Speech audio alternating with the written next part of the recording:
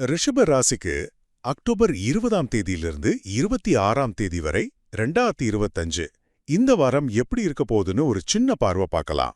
கோகுலோட ஜோதிட கணிப்புப்படி பாத்தீங்கன்னா இந்த வாரம் கிரக நிலைகள், அதாவது குரு, சனி, ராகு கேது மாதிரி உங்க பணம், உறவுகள், ஆரோக்கியம் இதுலெல்லாம் எப்படிப்பட்ட தாக்கத்தை ஏற்படுத்தும்னு புரிஞ்சுக்க இது உதவும்.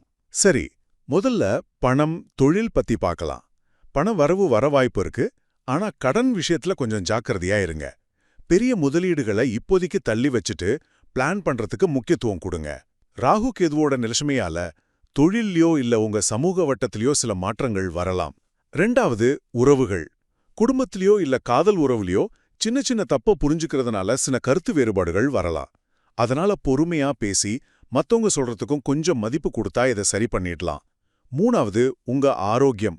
செரிமான பிரச்சனையோ இல்ல கொஞ்சம் சோர்வோ வர வாய்ப்பு இருக்கு.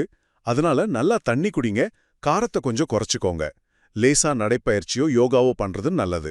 சனியோட தாக்கம் இருக்கிறதால கொஞ்சம் பொறுமையும் ஒழுக்கமோ தேவைப்படும், பாத்துக்கோங்க.